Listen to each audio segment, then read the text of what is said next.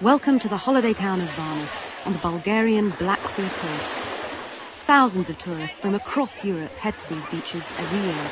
But Varna's also popular with another class of visitor, Bulgaria's criminal gangs. You okay? Harry. You're not very happy? No. One of those gang members is a man known locally as Harry, a self-confessed convicted people trafficker we'd heard he was still operating in Varna.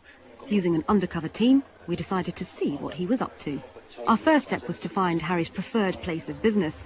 It was at a nearby petrol station. Along this stretch of road, he pointed out the prostitutes he'd put to work, bragging that he routinely trafficked women across Europe. Children are now also part of his portfolio. He said he'd successfully smuggled them into 2 countries. Hey, glad you could make it. Our sting was simple. We told Harry that one of our undercover team wanted to buy a child. He said his efforts to adopt in the UK had been thwarted because of his criminal record. We arranged to meet and secretly record Harry at an upmarket hotel in Varna. Harry asked no questions about his new client's criminal background.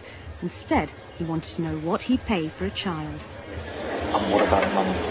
20,000 per front. Me, to have to roll, and me and there. In some stage, I'm going to ask you more for another 20. In the end, another 20. Harry had just set a price, 50 to 60,000 euros. That's around 40,000 pounds. The deal included getting the child out of Bulgaria with false adoption papers. At a later meeting, Harry showed us photographs of 2 children. It's 1.5 year old. 1.5 year old. 15 What do you think? Oh, she's beautiful.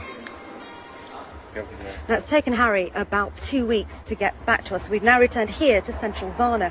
He says there are around 4 children that we could see, and he's always been very careful not to give away their exact location. What we do think is that they are somewhere in the surrounding area.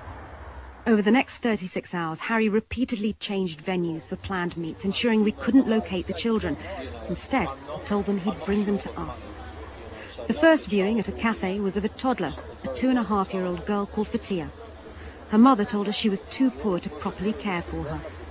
A man with her, who claimed to be the girl's father, did most of the talking. At one point, the mother intervened.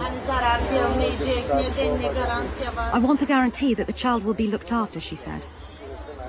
Our next meetings, opposite a courthouse, involved an old man who wanted to sell his granddaughter. He showed us a photo of a girl just 20 months old.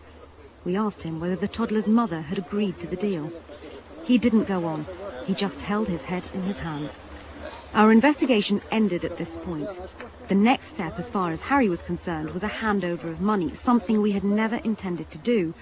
We were concerned about the children, and we needed to inform the authorities immediately.